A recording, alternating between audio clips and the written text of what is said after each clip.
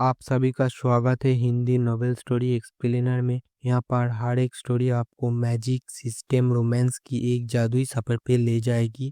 इस स्टोरी का सारा चरित्र स्थान घटना सब कुछ काल्पनिक है। इसे वास्तविकता से जोड़ने का प्रयास ना करें।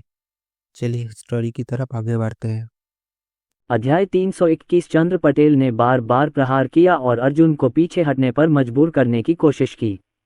चौथी श्रेणी की अमर कलाकृति की शक्ति सिर्फ दिखावे के लिए नहीं थी। सिर्फ शक्ति के मामले में ये दूसरी श्रेणी की अमर कलाकृति से 8 गुना ज्यादा शक्तिशाली थी।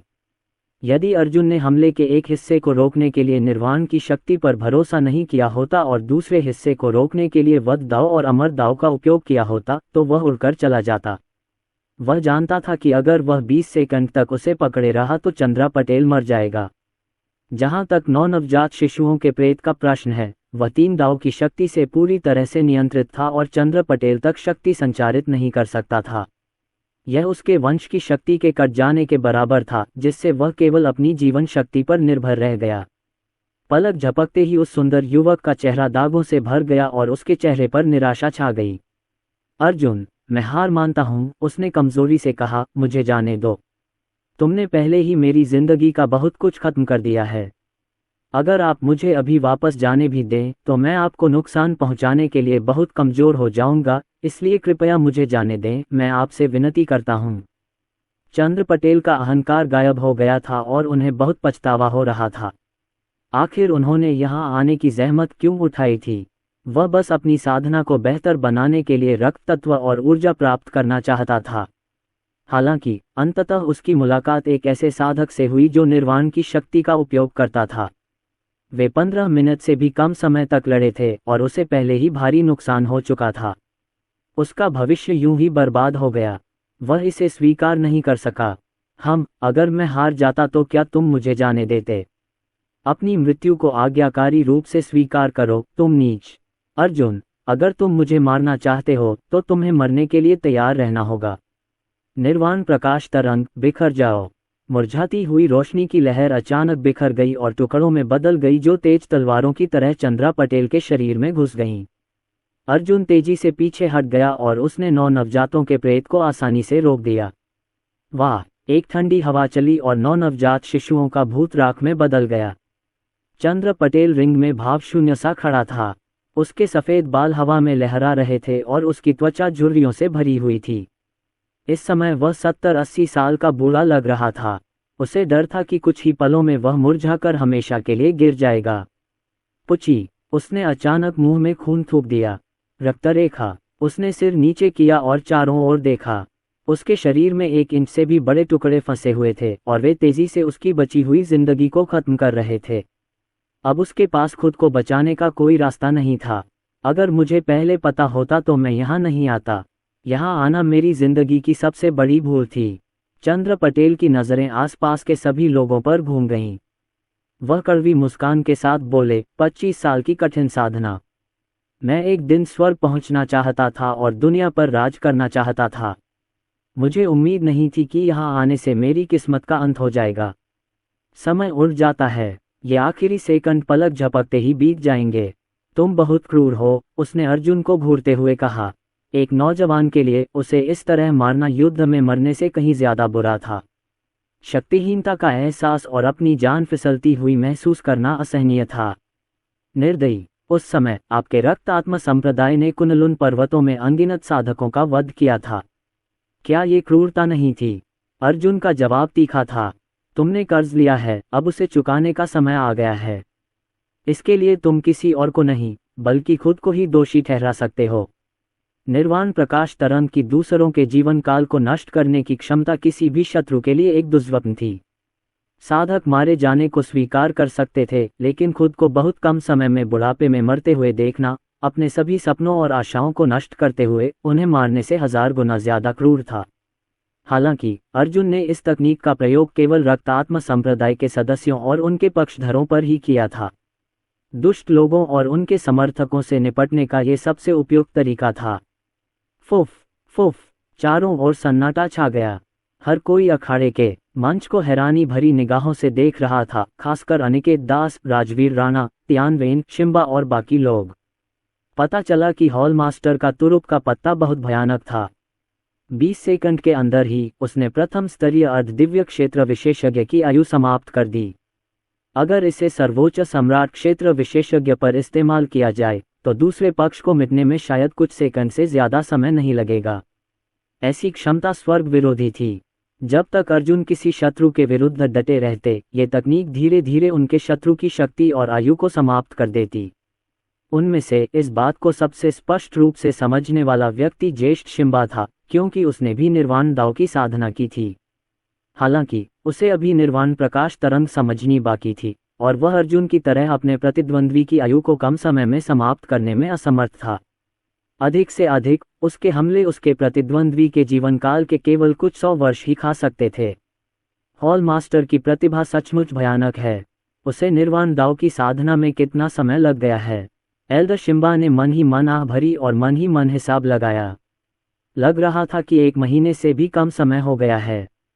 अविश्वसनीय। केवल रक्तात्मा संप्रदाय के प्रमुख परिवारों के प्रतिभाशाली लोगों की ही हॉल मास्टर से तुलना की जा सकती है। धम्म, एक आकृति जमीन पर गिर पड़ी। वह चंद्रा पटेल था। जमीन से टकराते ही उसका शरीर बारूद में बदल गया और हवा ने उसे आसमान में बिखेर दिया। तुमने वास्तव में चंद्र पटेल को मार डाला। बच्चों, तुम्हारी हिम्मत कैसे हुई? विजय मिश्रा क्रोधित हो गए और उन्हें रक्तात्मा संप्रदाय की महिमा की कोई परवाह नहीं रही। वह मैदान में कूद पड़ा। उसकी ठंडी आंखों से हड्डियां कंपा देने वाली ठंड निकल रही थी। अर्जुन, तुम कमीने, मेरे 3 शिष्यों को मारने की तुम्हारी हिम्मत कैसे हुई? खासकर चंद्रा पटेल। उसका वंश एक ऐसी नीच चीज है जिसे आप कभी भी समझ नहीं सकते या उसकी तुलना नहीं कर सकते। अपने हाथ की एक लहर से उन्होंने रक्त लाल बिजली का एक बोल्ट पैदा किया, जो अर्जुन पर लगा और उसे अखाड़े के मंच से उड़ा दिया। साले, क्या तुझे पता है कि चंद्रा पटेल एक प्रतिभाशाली शिष्य है जो बाहरी संप्रदाय के शिष्यों की प्रतियोगिता में भाग ले सकता है? आज मैं तुझे आसानी से नहीं छोड़ूंगा। फिर उसने एक चाकू से अर्जुन पर वार किया। जैसे ही वह उसकी ओर बढ़ा, उसने जमीन को तब तक हिलाया जब तक वह फट नहीं गई। यहाँ तक कि 6ठी श्रेणी के आध्यात्मिक हथियार से बनाया गया विशाल अखाड़ा भी झटके से ढहने लगा। हजारों टुकड़े हर जगह उड़ने लगे। सौर चंद्र स्लैश! अर्जुन चिल्लाया और अपना सारा रक्तसार विनाशक कृपाण में प्रवाहित कर दिया और अपना आक्रमण शुरू कर दिया। नीला ड्रैगन और फीनिक्स आकाश में उड़ गए। गर्जन! ड्रैगन और फीनिक्स दहाड़े। सूर्य और चंद्र की किरणें आकाश में उड़ी और एल्डर वेई के हमले से टकराईं। टकराना, एक जोरदार झटका लगा और थोड़े कमजोर किसान उड़ गए। बगल में राजवीर राणा के भी 7 छिद्रों से खून बह रहा था और उसका शरीर खतरनाक ढंग से लड़खड़ा रहा था। केवल शॉकवेव ही इतनी शक्तिशाली थी कि यह सर्वोच्च सम्राट क्षेत्र के विशेषज्ञ को भी घायल कर सकती थी। झंकार, झंकार, झंकार! प्रकाश फीका पड़ गया और धुआं छट गया। सभी साफ देख सकते थे कि ड्रैगन और फीनिक्स एक दूसरे के चारों ओर चक्कर लगा रहे थे, जिससे एक सुनहरा चक्र बन रहा था जो आग की लपटों से जल रहा था। फिर शॉकवेव पूरे चौक में गूंज उठी, जिससे व्यापक विनाश और तबाही मच गई। दौड़ना, पीछे हटना, ये पहला विचार था जो किन और वान परिवारों के प्रमुखों के साथ साथ लुनकियांग संप्रदाय के संप्रदाय गुरु के मन में आया। पहले के झटकों ने उन्हें पहले ही गंभीर रूप से घायल कर दिया था, इसलिए वे जानते थे कि यदि वे और अधिक सहन करते रहे तो उनकी मृत्यु भी हो सकती है। टकराना, विशाल चौक फट गया और मलबे के अनगिनत टुकड़े इधर उधर उड़ गए। इसके बावजूद एल्डर वेई का हमला मजबूत बना रहा और चमकदार सुनहरी रोशनी से चमकते हुए ड्रैगन और फीनिक्स की शक्ति को कम कर रहा था। नहीं, अगर ऐसा ही चलता रहा तो मैं उसे बिल्कुल भी नहीं रोक पाऊंगा। अर्जुन के चेहरे पर निराशा के भाव थे। उसने अपने बाएं हाथ से चंद्र पटेल की राक्षस संहारक तलवार पकड़ ली। बाएं हाथ में तलवार और दाएं हाथ में कृपाण लिए हुए उसका रक्तसार और ऊर्जा फूट पड़ी और कृपाणची और तलवारची की अनगिनत धारियां उड़कर मकड़ी के जाले की तरह एक दूसरे में समा गईं, आकाश में फैल गईं और ड्रैगन और फीनिक्स को शक्ति प्रदान करने लगीं। इससे उसने एल्डर वेई के हमले को अस्थायी रूप से रोक दिया। क्या ये 5वें स्तर के अर्ध दिव्य क्षेत्र विशेषज्ञ की शक्ति थी? एक आकस्मिक हमले में भी इतनी शक्ति होती है? अर्जुन, इस बूढ़े का वंश बहुत कमजोर है। उसके हमले की ताकत उसके रक्त तत्व से ही मिलती है। सोना को अचानक कुछ ध्यान आया। आगे लिखा था, इस बूढ़े के रक्तसार और ऊर्जा में गुणात्मक परिवर्तन आया है, जिससे उसकी शक्ति छठे स्तर के अर्ध दिव्यलोक विशेषज्ञ के बराबर हो गई है। हालांकि उसका वंश बहुत कमजोर है और लावण्य पुरोहित के वंश से भी उसकी तुलना नहीं की जा सकती। यह 8वीं या 9वीं श्रेणी का वंश होना चाहिए। ये निश्चित रूप से निम्न श्रेणी का है। अपने वंश की शक्ति का इस्तेमाल करके देखो। तुम्हारे पास पुनर्जन्म वंश है, इसलिए तुम्हारा वंश उसके वंश को दबाने में सक्षम होना चाहिए। ठीक है, अर्जुन ने तुरंत सिर हिलाया। उसकी भुजा से बैंगनी ऊर्जा की धाराएं बह निकलीं और उसकी कृपाण और तलवार में विलीन हो गईं। जैसी कि उम्मीद थी, उसकी तलवार की क्यूई और कृपाण की क्यूई की शक्ति कई गुना बढ़ गई। हालांकि अभी तक उसका वंश पूरी तरह जागृत नहीं हुआ था। तुम्हारा वंश शायद कम से कम तीसरे दर्जे का वंश है और निश्चित रूप से उससे भी बेहतर है। सोना की आवाज अर्जुन के कानों में गूंजी। अगले ही क्षण सुनहरी रोशनी गायब हो गई। इसके बाद एक चौंकाने वाला विस्फोट हुआ और सभी ने देखा कि ड्रैगन और फीनिक्स फट गए और हमला अर्जुन पर हुआ। आकाश में एक आकृति हवा में उड़ी और भारी होकर जमीन पर आ गिरी। अर्जुन लड़खड़ाते हुए अपने पैरों पर खड़ा हुआ। उसका शरीर खून से लथपथ था और उसकी हालत बहुत दयनीय थी। चाहे जो भी हो, उसके और एल्डर वेई के बीच का अंतर अभी भी बहुत बड़ा था। शायद अगर वह सर्वोच्च सम्राट के दायरे में आगे बढ़ता तो वह उचित लड़ाई लड़ने में सक्षम हो सकता था, लेकिन इस समय लड़ाई एक तरफा थी। इतना शक्तिशाली, क्या यही अर्धदैवीय क्षेत्र विशेषज्ञ की असली ताकत है? अर्जुन ने खुद को संभालते हुए जल्दी से कुछ गोलियां निगल लीं। हालांकि दूसरे दर्जे का विनाशक कृपाण पहले से ही दरारों से भरा हुआ था। ये स्पष्ट था कि वह एल्डर वेई के हमले की शक्ति का सामना नहीं कर सकता था। जहां तक चौथी श्रेणी की दानव संहारक तलवार का प्रश्न है, तो तलवार पर क्षति के कई स्पष्ट संकेत थे। उनका मानना था कि ये हथियार ज्यादा समय तक नहीं चल पाएंगे। एल्डर वेई सचमुच बहुत शक्तिशाली थे। उसी समय विजय मिश्रा आश्चर्य और अविश्वास से अर्जुन की ओर देखने लगे। तुम मर तो नहीं गए? उसने आश्चर्य से पूछा। अपनी रक्तसार शक्ति के साथ मैं आसानी से एक चौथे स्तर के अर्ध दिव्य क्षेत्र विशेषज्ञ को नष्ट कर सकता हूं, फिर भी मैंने केवल आपको घायल कर दिया। भले ही आप शरीर शोधन करने वाले साधक हो, आपको इतना मजबूत नहीं होना चाहिए। ये दिलचस्प है कि एक घटिया विमान का साधक इतना शक्तिशाली हो सकता है। तुम सच में बुरे नहीं हो। बदकिस्मती से तुम कुनलुन पहाड़ों से हो। वह हाथ पीछे बांधे खड़ा था। किसी महान सम्राट की तरह उसने ऊपर से अर्जुन की ओर देखा और कहा, मैं देखना चाहता हूं कि तुम मेरी कितनी और चालों का सामना कर सकते हो। 3 चालें, 5 चालें। विजय मिश्रा ने एक पल सोचा, फिर बोले, छोड़ो, मैं तुम्हें एक ही वार में मार डालूंगा। इससे मेरी परेशानी भी कम हो जाएगी और मेरा समय भी बर्बाद नहीं होगा। कुछ ही क्षणों बाद विजय मिश्र ने धीरे से अपना बायां हाथ हिलाया और उनके रक्त तत्व की शक्ति प्रवाहित हुई। मुट्ठी भींचते ही उनकी हथेली हल्के नीले रंग की हो गई। उनकी बांह तेज हवा के झोंकों से घिर गई, जिससे विभिन्न रंगों की चमकदार लपटें उठ रही थीं, जो जल्द ही उनकी मुट्ठी के चारों ओर सघन हो गईं। टकराना। विजय मिश्रा ने एक मुक्का मारा, जिससे लपटें आगे की ओर उठीं। लपटें संघनित होकर एक भयंकर राक्षसी चेहरे में बदल गईं, जिससे एक भयावह आभा निकली और सभी कांप उठे। उसने प्रसन्नता से अर्जुन की ओर देखा। वह अच्छी तरह जानता था कि अर्जुन की शक्ति के आगे वह इस मूके का सामना नहीं कर पाएगा। यह एक उच्च स्तरीय मार्शल विमान और एक घटिया निम्न स्तरीय विमान के बीच का अंतर था। इस मूके में उनके इतने सारे शिष्यों की हत्या पर उनका अंतहीन गुस्सा था। अगर उस व्यक्ति को पता चल गया तो वह निश्चित रूप से मर जाएगा। केवल अर्जुन का सिर रक्तात्मा संप्रदाय में वापस लाकर ही वह क्षमा प्राप्त कर सकता था। अर्जुन ने अपना सिर उठाया। उसका शरीर खून से लथपथ होकर लहरा रहा था। एक शक्तिशाली आध्यात्मिक दबाव ने अर्जुन को घेर लिया और वह अपने आप को रोक नहीं सका और मुंह से खून थूकने लगा।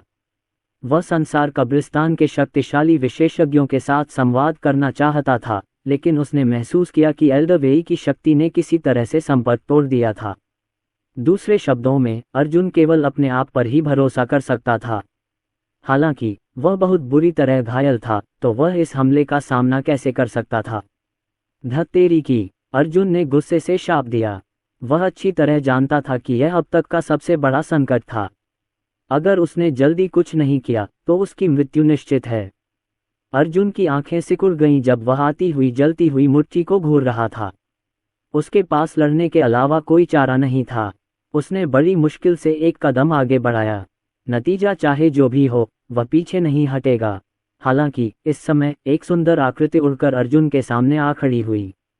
अर्जुन को आश्चर्य हुआ कि उसके सामने जो व्यक्ति प्रकट हुआ वह मीरा त्रिवेदी थी। मीरा त्रिवेदी, ये क्या कर रही हो?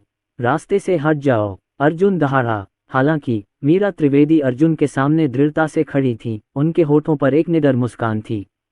भाई, ये मेरे न तो माता पिता हैं और न ही कोई रिश्तेदार। हालांकि जब से मैं भाई ये से मिला हूँ, मुझे एहसास हुआ है कि आखिरकार मेरा एक परिवार का सदस्य मिल गया है।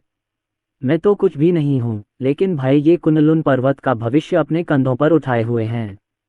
इसलिए मैं भाई ये के लिए इस हमले को रोकने को तैयार हूँ। ये लावण्या पुरोहित ने घायल अर्जुन को अपने हाथों से एक तरफ कर दिया। उसकी आंखों के कोनों से मानो आंसू बह रहे थे। बड़े भाई, ये जब तक आप मुझे भविष्य में याद रखेंगे, सब ठीक है। उसकी आंखें दृढ़ संकल्प से भरी थीं। जब से अर्जुन उसे रक्त आत्मा गुप्त क्षेत्र से बाहर लाया था, वह हमेशा उसकी मदद करना चाहती थी, फिर भी उसकी सीमित शक्ति ने उसे ऐसा करने से रोक दिया। हालांकि इस बार वह कुछ कर सकती थी। आप क्या कर रहे हो? मीरा त्रिवेदी। अर्जुन उन्माद में आगे बढ़ा और मीरा त्रिवेदी का हाथ पकड़ने की कोशिश की, लेकिन एल्डवेई के आध्यात्मिक दबाव ने उसे पीछे धकेल दिया। कचरा तो कचरा ही रहेगा। विजय मिश्रा ने यह दृश्य देखकर व्यंग्य किया। क्या तुम्हें लगता है कि तुम इस बच्चे को इस हमले से बचा पाओगे? क्या मजाक है? खैर, आज तो तुम सब मर ही जाओगे।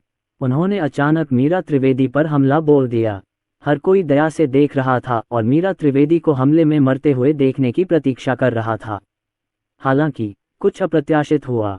हुश हुश हुश। मीरा त्रिवेदी के शरीर से एक पवित्र अजगर की आभा फूट पड़ी। तुरंत ही उनके चारों ओर एक अत्यंत घना रक्त धुंध प्रकट हुआ और उस रक्त धुंध से एक विशाल ज्वलंत अजगर का सिर निकला, उसके बाद उसका धड़, पैर और पूंछ। जल्द ही 100 फुट ऊंचा जलता हुआ पवित्र ड्रैगन सबको दिखाई दिया। वह शुद्ध और पवित्र तो लग रहा था, लेकिन साथ ही बेहद शक्तिशाली भी। पवित्र अजगर का प्रेत मुट्ठी से टकराया। मीरा त्रिवेदी की रक्त शक्ति जागृत हो चुकी थी। जिस क्षण से संप्रदाय गुरु रुओ ने उसे अर्जुन को सौंपा, अर्जुन को पता चल गया था कि उसकी पहचान असाधारण है। वह निश्चित रूप से रक्त आत्मा संप्रदाय में एक उच्च वर्गीय हस्ती थी। हालांकि उसे उम्मीद नहीं थी कि उसका वंश इतना मजबूत होगा। वह चंद्र पटेल के 5वें दर्जे के वंश से कहीं ज्यादा मजबूत था। कम से कम वह दूसरे दर्जे या तीसरे दर्जे का वंश तो था ही। पवित्र ड्रैगन प्रेत की शक्ति नवजात प्रेत से कम 10 गुना अधिक थी। गर्जन। ड्रैगन की दहाड़ गूंज उठी। पवित्र ड्रैगन प्रेत की अपनी ही सोच और चेतना थी। उसने मुट्ठी पर हमला करने की पहल नहीं की। विजय मिश्रा की तो बात ही छोड़िए, बल्कि मीरा त्रिवेदी के सामने अविचल भाव से खड़ा रहा और उनके हमले को रोक दिया। असंभव। इस क्षण विजय मिश्रा की आंखें जलते हुए पवित्र अजगर को देखते ही चौड़ी हो गईं। उन्होंने रक्त आत्मा संप्रदाय में इस रक्तवंशीय रूप को पहले भी देखा था, हालांकि वह उससे भी अधिक शक्तिशाली था। ये रक्त आत्मा संप्रदाय की रक्त रेखा थी। ये कुनलुन पर्वत की एक छोटी लड़की पर क्यों दिखाई देगा? असंभव। यह असंभव था। टकराना। जिस क्षण मुट्ठी पवित्र ड्रैगन प्रेत से टकराए, अनगिनत चमकदार लपटें फूट पड़ीं और जलती हुई मुट्ठी फट गई। इस बीच पवित्र ड्रैगन प्रेत के शल्क चारों दिशाओं में उड़ गए और तितर बितर हो गए। दुर्भाग्य से मीरा त्रिवेदी भी उस बल के एक अंश से प्रभावित हुईं। पुची। मीरा त्रिवेदी खून थूकते हुए पीछे की ओर उड़ गईं और उनकी सफ़ेद पोशाक खून से लाल हो गई। बड़े भाई, ये लगता है मैं और भी ताकतवर हो गया हूँ। वह अर्जुन की बाहों में गिर पड़ी और राहत भरी मुस्कान के साथ मुस्कुराए। जल्दी करो और चले जाओ। उसने अर्जुन के गाल को प्यार से सहलाया। जल्दी जाओ। अगर अभी नहीं गए तो बहुत देर हो जाएगी। वह उसके लिए इतना ही कर सकती थी। कुछ ही सेकंड बाद मीरा त्रिवेदी ने अपनी आंखें बंद कर लीं। वह बुरी तरह घायल और बेहोश थी, मानो वह किसी अचेतन अवस्था में चली गई हो। मीरा त्रिवेदी। अर्जुन ने मीरा त्रिवेदी को गले लगाया और विजय मिश्रा की ओर देखते हुए दांत पीस लिए। विजय मिश्रा बेहद हैरान थे। उन्होंने अपनी मुट्ठी को देखा, जो पवित्र ड्रैगन प्रेत की शक्ति से टुकड़े टुकड़े हो गई थी। आखिर ये लड़की कौन है? उसने पूछा। कुनलुन पर्वतों में ऐसी वंशावली कब से आ गई? नहीं, वह कुनलुन पर्वत से नहीं है। यह महिला रक्त आत्मा संप्रदाय की सदस्य है, पवित्र ड्रैगन परिवार की सदस्य। क्या वह कुनलुन पर्वतों में भटक गई थी? धत्तेरी की पवित्र ड्रैगन परिवार रक्तात्म संप्रदाय के शीर्ष परिवारों में से एक था। अगर उन्हें पता चलता कि उसने उनके किसी सदस्य को गंभीर रूप से घायल कर दिया है तो वे उसे मार देते थे। संपूर्ण रक्त तलवार संप्रदाय को विपत्ति का सामना करना पड़ेगा। मैं ऐसा नहीं होने दे सकता। विजय मिश्रा ने तुरंत अपना मन बना लिया। उसके पूरे शरीर में एक ठंडी आभा फैल गई और उसने अपने 2 अन्य शिष्यों सहित वहां मौजूद सभी लोगों को मार डालने का निश्चय कर लिया। उन सभी को मरना पड़ा। जो कुछ हुआ उसे बाहर आने से रोकने का यही एकमात्र तरीका था। अगर पवित्र ड्रैगन परिवार उसे ढूंढ भी लेता तो भी वह कह सकता था कि कुनलुन पर्वत के लोगों ने ही उसे नुकसान पहुंचाया था। बेशक बेहतर यही होगा कि वे उसे ढूंढ ही ना पाएं। विजय मिश्रा, तुम मुझे मारना चाहते हो? तुम बूढ़े कमीने, आज मैं तुम्हारी जिंदा खाल उधेड़ दूंगा। अर्जुन ने मीरा त्रिवेदी को सुरक्षित स्थान पर रख दिया और शिम्बा को उसकी रक्षा करने का आदेश दिया। उसकी ठंडी आंखें अंतहीन पागलपन से भरी थीं। उसकी भौहों के बीच एक मंद शैतानी रोशनी प्रकट हुई और एक तीसरी आंख खुल गई। एक रक्त लाल राक्षसी आंख प्रकट हुई। उसके शरीर के भीतर एक दुष्ट ड्रैकोनिक मन का था जिसमें पाताल लोक की शक्ति समाहित थी। रक्तात्मा गुप्त क्षेत्र में ये वह राक्षसी आंख थी जिसने अर्जुन को रक्तात्मा संप्रदाय के कई सदस्यों को मारने में मदद की थी। राक्षसी प्रकाश की किरणें उसके शरीर को घेरे हुए थीं और उसकी रक्त ऊर्जा लगातार बढ़ रही थी। वह पाताल लोक के किसी राक्षस देवता जैसा था और उसका क्रोध चरम पर पहुंच गया था। आज रक्तात्मा संप्रदाय का कोई भी विशेषज्ञ शांति से नहीं मरेगा। उन सब की जिंदा खाल उधेड़ ली जाएगी। मीरा त्रिवेदी को नुकसान पहुंचाने का दुस्साहस करने के लिए वह उन सभी को एक उदाहरण बना देंगे। संसार कब्रिस्तान में कब्र मालिक का वंश थोड़ा और जाग गया है। ये राक्षसी आंख है। ये लड़की बहुत वफादार है। संसार मीरा त्रिवेदी की ओर देखने लगा। वह बहुत अच्छी लड़की है। अर्जुन, मैं तुम्हें इस विजय मिश्रा को नष्ट करने की अपनी शक्ति दूंगा। गुरुजी, उसकी चोटें कैसी हैं? अर्जुन ने पूछा। वह ठीक है। संसार अपनी ताकत जुटा रहा था। संसार कब्रिस्तान को रक्त लाल रोशनी से भर रहा था। वह रक्तात्मा संप्रदाय के पवित्र ड्रैगन परिवार से है और उनके सबसे अच्छे वंशों में से एक है। हालांकि वह अभी अभी जागी है। उसका वंश किसी दोयम दर्जे के वंश के बराबर है। हालांकि उसकी साधना का स्तर बहुत कम है, इसलिए वह केवल बचाव कर सकती है और पलटवार नहीं कर सकती। उसे मरने का कोई खतरा नहीं है, लेकिन मुझे डर है कि उसे स्वस्थ होने में कुछ समय लगेगा। पहले तो वह समझ ही नहीं पाया कि यह लड़की किस परिवार से है, लेकिन जैसे ही पवित्र ड्रैगन प्रेत प्रकट हुआ उसने उसे तुरंत पहचान लिया।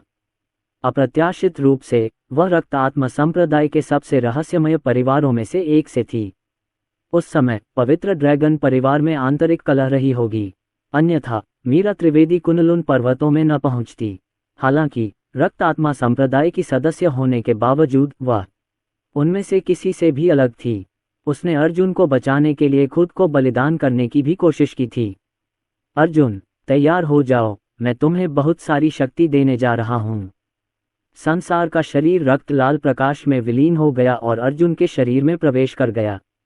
इसी क्षण राक्षसी प्रकाश की 9 किरणें उसके शरीर पर उतरी और राक्षसी कवच में बदल गईं। संहारक कृपाण और राक्षस संहारक तलवार को त्यागते हुए उसकी नजरें घृणा से भरी थीं। वह विजय मिश्रा को नंगी मुट्ठियों से मार डालना चाहता था। इस क्षण वह संसार की शक्ति और राक्षसी नेत्र से सशक्त हो गया, जिससे उसका रक्त तत्व और राक्षसी ऊर्जा अभूतपूर्व स्तर तक पहुंच गई। राक्षसी ऊर्जा उसके शरीर से लगभग छलक रही थी। उसकी आभा अकेले ही अर्धदिव्य क्षेत्र विशेषज्ञ के बराबर थी और उसके आध्यात्मिक दबाव के कारण किन और वान परिवारों के प्रमुखों के शरीर, साथ ही अन्य लोगों के शरीर फट गए। Bang bang. संप्रदाय के गुरुओं, कुल प्रमुखों और महापुरुषों के शरीर एक एक करके आतिशबाजी की तरह फट पड़े और उनकी आत्माएं नष्ट हो गईं। ये दाओयुआन और सर्वोच्च सम्राट लोक के साधक उसके आध्यात्मिक दबाव का सामना कैसे कर सकते थे? पलक झपकते ही रक्तात्मा संप्रदाय में शामिल हुए लगभग 170 छोटे संप्रदायों के हजारों नेताओं, संप्रदाय के गुरुओं से लेकर वरिष्ठों तक, ने खून की उल्टियां की और कुछ ही देर बाद उनके चेहरे अविश्वास से भर गए। क्या अर्जुन एक राक्षस देवता था? Bang bang. जैसे ही विभिन्न संप्रदायों और परिवारों के नेता नष्ट हो गए, रेडिएंट हॉल के सदस्यों पर से उन पर लगे प्रतिबंध हटा दिए गए जिन पर उन्होंने कब्जा कर लिया था। नमस्कार हॉल मास्टर। हजारों सदस्यों ने एक साथ अर्जुन को प्रणाम किया। हॉल मास्टर, आप अजेय हैं।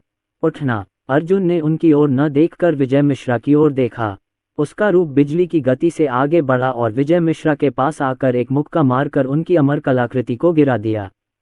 उसने आगे बढ़कर विजय मिश्रा की गर्दन पकड़ ली और उन्हें ऊपर उठा लिया। उसकी ठंडी आवाज गूंजी, मेरे करीबियों को छूने वाला कोई भी जिंदा नहीं बचा। तुम भी इसमें अपवाद नहीं हो। और तो और, मैं तुम्हें भी तकलीफ पहुंचाने वाला हूं। तब अर्जुन ने उसे पकड़ लिया और जमीन पर गिरा दिया तथा उसे बार बार मुक्का मारा, जिससे प्रत्येक मुक्का से जमीन भूकंप की तरह कांपने लगी। बड़े वेई की आंखें भय से भर आईं। आखिर अर्जुन कौन था? ऐसा क्यों लगा कि वह एक अलग व्यक्ति बन गया है? ऐसा लग रहा था कि इस बच्चे की शक्ति किसी तरह अर्ध दिव्य क्षेत्र तक पहुंच गई है। क्या ऐसा हो सकता है कि अर्जुन के शरीर पर किसी शक्तिशाली विशेषज्ञ का कब्जा हो? ये निश्चित रूप से अर्जुन नहीं था। हालांकि अर्जुन को एल्डर वेई की उलझन से कोई फर्क नहीं पड़ा, बल्कि वह हर मौके के साथ उनके द्वारा छोड़ी जा रही ताकत को नियंत्रित करने की पूरी कोशिश कर रहा था ताकि वह विजय मिश्रा को एक ही मौके से मार न डालें। Bang bang bang. दर्जनों घूंसों के बाद विजय मिश्रा का पूरा शरीर क्षत विक्षत हो चुका था। उनके अंग टूट चुके थे, लेकिन वे फिर भी प्रतिरोध करने की कोशिश कर रहे थे। रक्त शक्ति दिखाओ, विजय मिश्रा चिल्लाए, लेकिन इससे पहले कि वह अपनी बात पूरी कर पाते, अर्जुन ने उन्हें तब तक मुक्का मारा जब तक उनका मुंह खून से भर नहीं गया। हालांकि उसके वंश की शक्ति उसके पूरे शरीर में मेरिडियन के माध्यम से संचारित होने लगी थी। उसकी पीठ के पीछे एक हल्के बैंगनी रक्त का सार एक स्वर्गीय बाघ प्रेत में संघनित हो गया। स्वर्गीय बाघ 10 फुट लंबा था और एक प्राचीन राक्षसी जानवर का रूप भी था। हालांकि वह 9 नवजात शिशुओं से कहीं कमतर था। वास्तव में वह स्वर्गीय पेंग जितना शक्तिशाली भी नहीं था।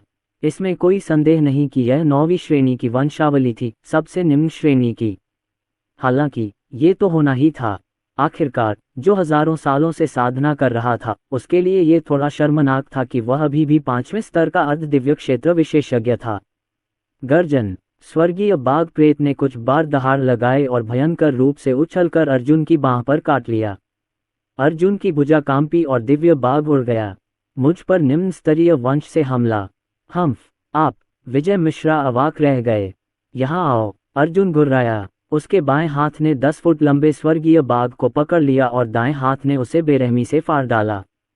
स्वर्गीय बाघ प्रेत के 2 हिस्से फट गए और हजारों क्रिस्टल में बदल गए जो बिखर गए।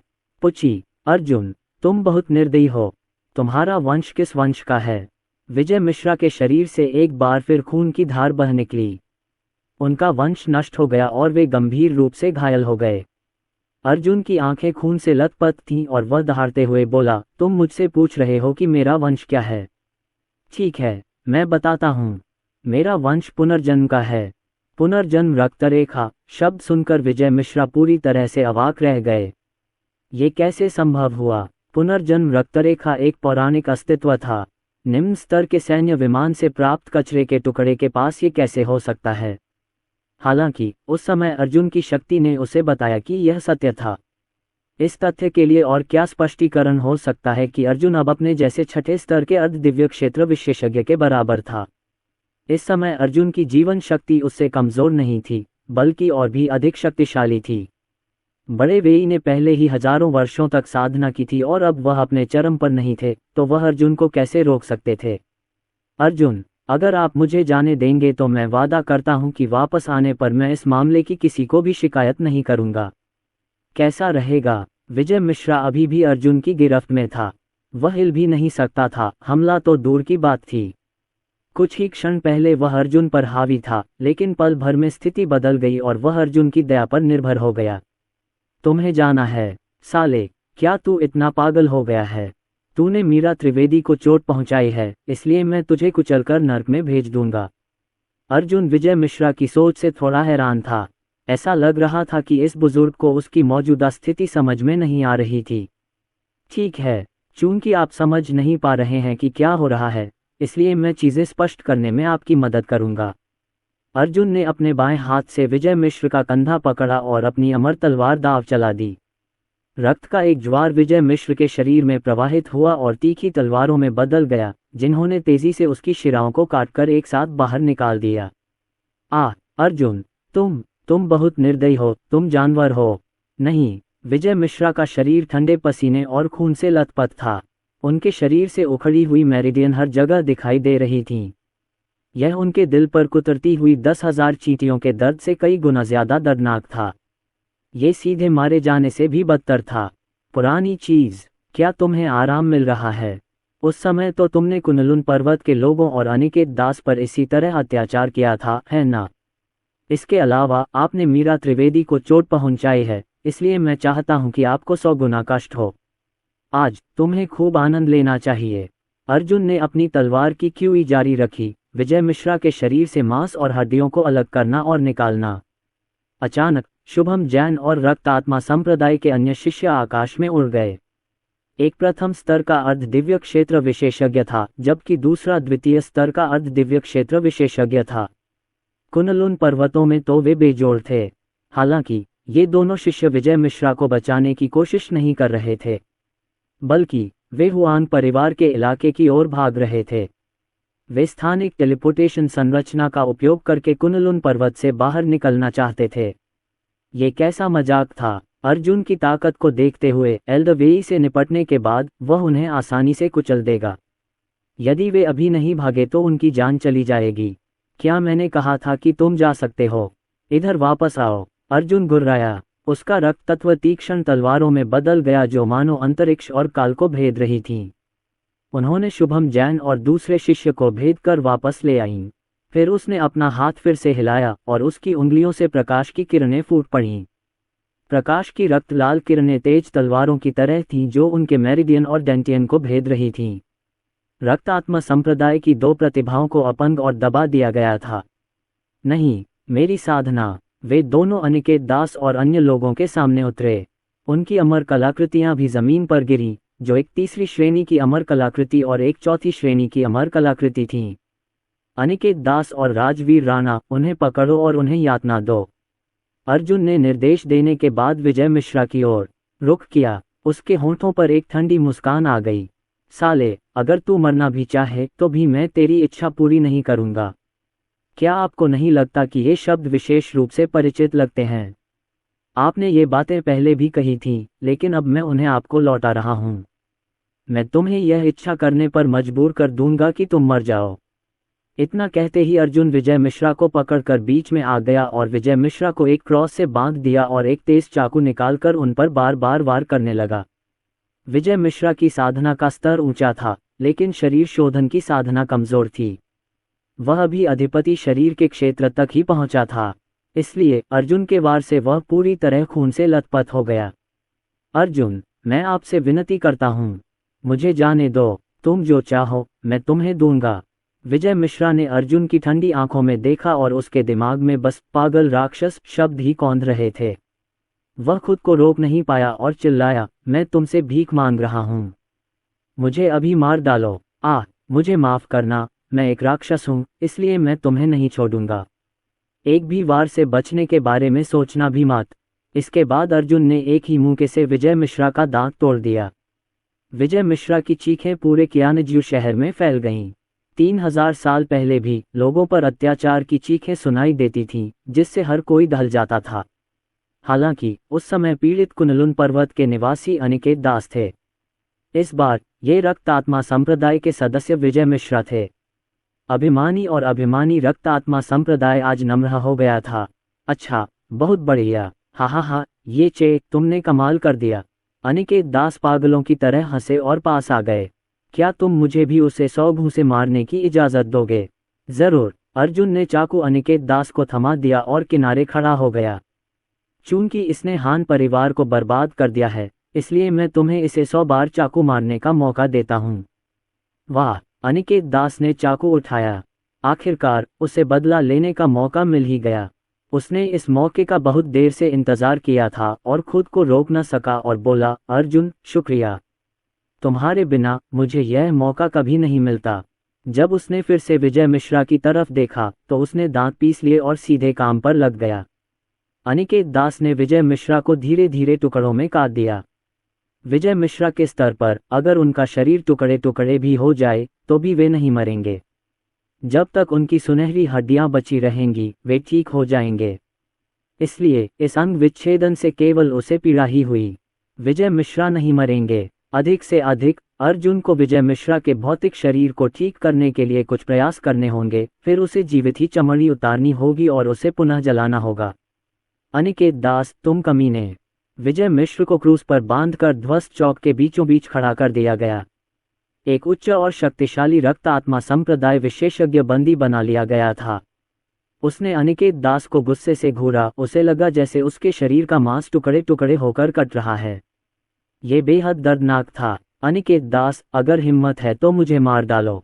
अगर तुम्हारी हिम्मत है तो मुझे मार डालो। मुझे प्रताड़ित करना बंद करो। अगर उसे पता होता कि ऐसा होगा तो वह कुनलुन पर्वत पर कभी नहीं आता। ये तो एक कर्बस्टॉम्प होना था, तो फिर हालात ऐसे कैसे हो गए? इस समय वह चाहता था कि उसकी मृत्यु हो जाए। वह आत्मविनाश भी नहीं कर सकता था क्योंकि उसका दानतीयन अर्जुन द्वारा नष्ट कर दिया गया था। अभी तो विजय मिश्रा चाहकर भी नहीं मर सकते थे।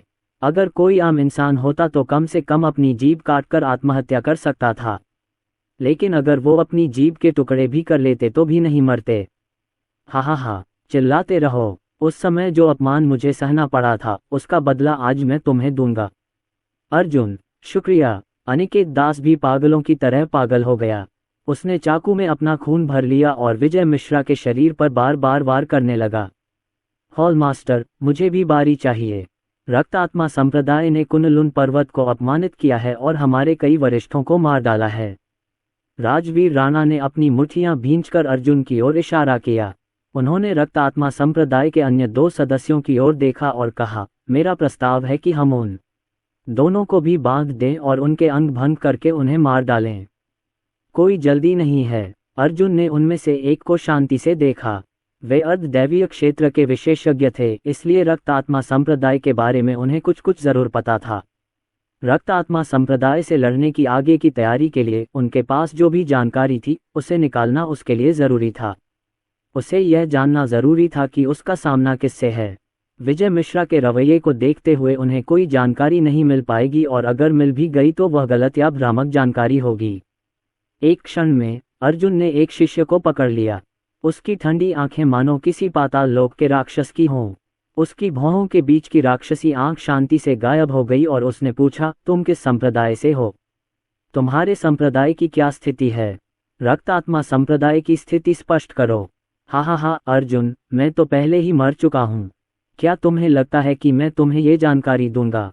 युवक बेबसी से मुस्कुराया। हालांकि वह अर्जुन के हाथों में था, फिर भी उसे अब डर नहीं लग रहा था।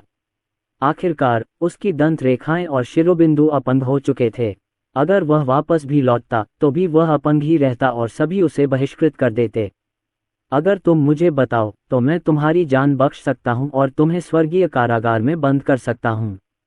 जब हम रक्त आत्मा संप्रदाय को शांत कर लेंगे और उसे अपना क्षेत्र बना लेंगे तो मैं तुम्हें आज़ाद कर सकता हूं और तुम्हारी दानतियन वापस पाने में तुम्हारी मदद कर सकता हूं। अर्जुन ने सब कुछ शांति से समझाया, मानो कोई मामूली बात हो। उसे पता था कि विजय मिश्रा तो बस शुरुआत थी। कुनलुन पर्वत में इन लोगों की मृत्यु से रक्त आत्मा संप्रदाय के सच्चे शक्तिशाली विशेषज्ञ निश्चित रूप से क्रोधित होंगे, इसलिए उन्हें तैयारी करनी पड़ी। इसके अलावा वह ये भी जानना चाहता था कि वे 100 प्राचीन शक्तिशाली विशेषज्ञ कहाँ फंसे हुए थे। सचमुच युवक की गहरी रक्त लाल आंखें अर्जुन को घूर रही थीं। वह स्वाभाविक रूप से जीना चाहता था। जब तक वह जीवित था कुछ भी संभव था। बिल्कुल, अगर हम तुम्हें बंद कर दें और तुम्हें मार न दें तो तुम हमारे लिए कोई खतरा नहीं रहोगे। अर्जुन ने दूसरे पक्ष को उदासीनता से देखा। इस समय वह युवक अब दाओयुआन राज्य के साधक जितना भी बलवान नहीं रह गया था। ठीक है, फिर मैं तुम्हें बताऊंगा। विजय मिश्रा की दयनीय चीखें युवक के कानों में गूंज रही थीं, इसलिए वह जानता था कि अगर उसने गलत कदम उठाया तो क्या होगा। हम कुनलुन पर्वतों में स्थित स्पिरिट सिटी में स्थानिक टेलीपोर्टेशन संरचना लेकर गए, उन्होंने कहा। स्पिरिट सिटी में एक स्थानिक टेलीपोर्टेशन संरचना है जो रक्त आत्मा संप्रदाय की ओर जाती है। हम रक्त आत्मा संप्रदाय के एक निम्न स्तरीय संप्रदाय से हैं जो बेगोन परिवार से संबंधित है। ये परिवार उन परिवारों में से एक था जिन्होंने उस समय कुनलुन पर्वत पर हमले का नेतृत्व किया था।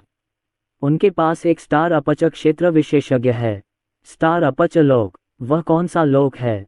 अर्जुन ने अचानक पूछा। हालांकि वह जानता था कि रक्त आत्मा संप्रदाय में किसी उच्च लोक के लोग जरूर होंगे, और उसने स्टार अपच लोक के अस्तित्व के बारे में सुना था, लेकिन वह ये नहीं जानता था कि वह लोक श्रृंखला में कितना ऊपर है। सर्वोच्च सम्राट क्षेत्र के बाद अर्ध दिव्य क्षेत्र, दिव्य राजा क्षेत्र, आदि अराजकता क्षेत्र, दाओ एकीकरण क्षेत्र, सृजन क्षेत्र, स्टार एपच क्षेत्र, सीलबंद गेट क्षेत्र और महान शून्य क्षेत्र हैं। अफवाह है कि रक्त आत्मा संप्रदाय को नियंत्रित करने वाले शीर्ष परिवारों में और भी अधिक शक्तिशाली साधक हैं जो सीलबंद द्वार क्षेत्र तक पहुंच चुके हैं। जहां तक पौराणिक महाशून्य क्षेत्र का प्रश्न है, मुझे डर है कि कोई नहीं जानता कि क्या कोई ऐसा अस्तित्व है जो इस स्तर तक पहुंच चुका है। अर्जुन, चूंकि तुमने मुझे यातना नहीं दी, इसलिए मैं तुम्हें एक सुझाव दूंगा। रक्त आत्मा संप्रदाय के साथ दुश्मनी करने के बारे में सोचना भी मत। रक्त आत्मा संप्रदाय के सर्वोच्च सम्राट क्षेत्र के साधक हमारे सबसे कमजोर सदस्य हैं। उनसे ऊपर अनगिनत अर्ध दिव्य क्षेत्र, दिव्य राजा क्षेत्र, आदिम अराजकता क्षेत्र, ताओ एकीकरण क्षेत्र, सृष्टि क्षेत्र, तारा छिद्र क्षेत्र और सीलबंद द्वार क्षेत्र के विशेषज्ञ हैं। अगर आप हमारे विरुद्ध जाएंगे तो देर सवेर आपकी मृत्यु हो जाएगी। वे सभी देर सवेर मर जाएंगे, उन्होंने मुस्कुराते हुए कहा, जब उनकी नज़र कुनलुन पर्वत पर मौजूद हजारों साधकों पर पड़ी। उस साल की लड़ाई में सिर्फ बेईगोन परिवार ने ही तुम पर हमला किया था, बाकी परिवारों ने कुछ नहीं किया। अन्यथा कोई भी यादृच्छिक स्टार एपच क्षेत्र विशेषज्ञ पलक झपकते ही आप सभी को मार सकता है। कच क्रैक, अर्जुन एक कदम आगे बढ़ा। युवक के शरीर पर तुरंत दरारें पड़ गईं। मुझे तुम्हारी सलाह की जरूरत नहीं है, उसने ठंडे स्वर में कहा। 5 वर्षों में मैं आत्मा खोलने वाले क्षेत्र से दाओयुआन क्षेत्र तक पहुंचने में सक्षम था और मैं एक अर्ध दिव्य क्षेत्र विशेषज्ञ को मारने में सक्षम था। स्टार एपच क्षेत्र, सीलबंद गेट क्षेत्र, मैं 10 साल से भी कम समय में उस स्तर तक पहुंच जाऊंगा। बेईगोन परिवार के अंतर्गत तुम्हारे जैसे कितने संप्रदाय हैं? कुनलुन पर्वतों पर किस संप्रदाय का शासन है? रक्त तलवार संप्रदाय, हिंसक रक्त संप्रदाय और अराजक रक्त संप्रदाय, युवक ने व्याकुल होकर कहा, बस यही 3। हालांकि मुझे लगता है कि तुम्हें इन चीजों में कोई खास दिलचस्पी नहीं है। आखिर तुम जानना क्या चाहते हो? अर्जुन अचंभित रह गया। उसे उम्मीद नहीं थी कि इस व्यक्ति को कुछ ध्यान आएगा। वह और समय बर्बाद नहीं करना चाहता था और उसने अपने हाथ पीछे कर लिए। उसने सीधे पूछा, उस प्राचीन युद्ध में मैंने सुना है कि रक्त आत्मा संप्रदाय ने 100 महारथियों को बंदी बनाकर बंदी बना लिया था। वे आखिर कहाँ बंदी हैं? उस आदमी की आंखें चौड़ी हो गईं और उसका दिल बेचैन हो गया।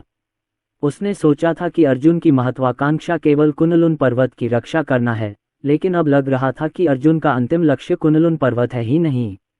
इसके बजाय 100 शीर्ष विशेषज्ञों को जेल में डाल दिया गया।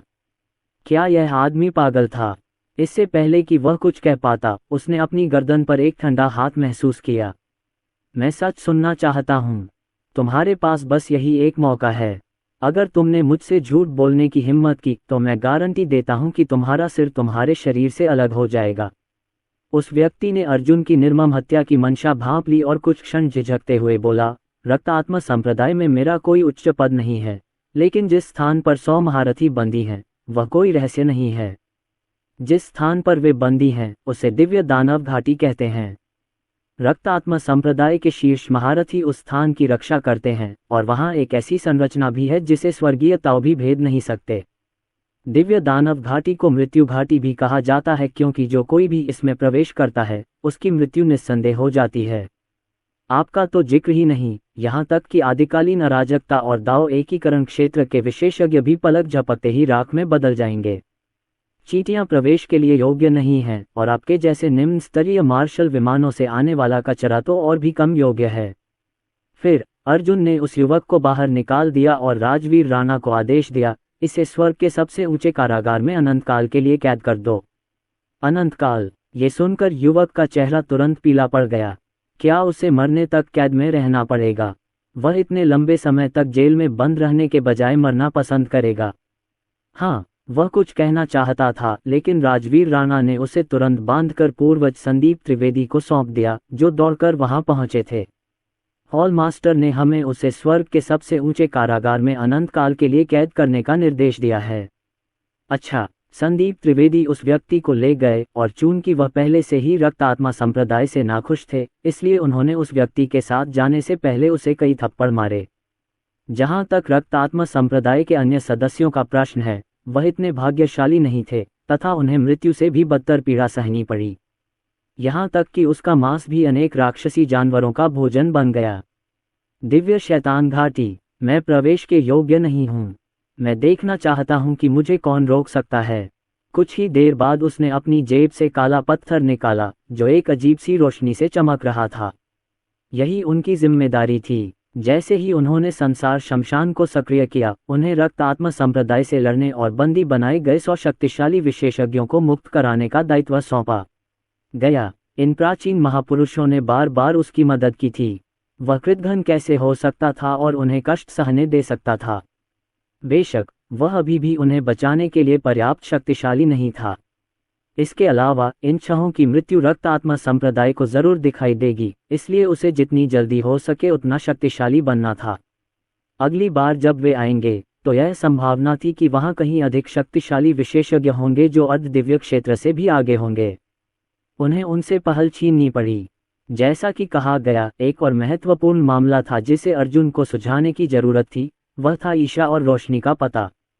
जाहिर है, दोनों महिलाओं के गायब होने का रक्त आत्मा संप्रदाय से कोई संबंध नहीं था। क्या ऐसा हो सकता है कि उन्हें सचमुच अन्य शक्तिशाली विशेषज्ञों ने छीन लिया हो? क्या वे सचमुच स्पिरिट सिटी नामक उस रहस्यमय स्थान पर गए थे? अर्जुन को मल्होत्रा परिवार की एक तरफा कहानी पर यकीन नहीं हो रहा था। उसे सबसे बुरे हालात के लिए तैयार रहना था। राजवीर राणा, फेंगहुंग, शिम्बा। अर्जुन ने तुरंत उन तीनों को बुलाया और कहा, मेरा आदेश सुनाओ। कुनलुन पर्वत और हुआक्सिया के सभी क्षेत्रों में ईशा और रोशनी का पता लगाओ। अगर कोई उन्हें नुकसान पहुंचाने की हिम्मत करे तो चाहे उनकी स्थिति कुछ भी हो, उन्हें बिना किसी दया के मार डालो। ईशा एक प्रारंभिक चरण की सर्वोच्च सम्राट क्षेत्र विशेषज्ञ थी और साथ ही एक शक्तिशाली भी।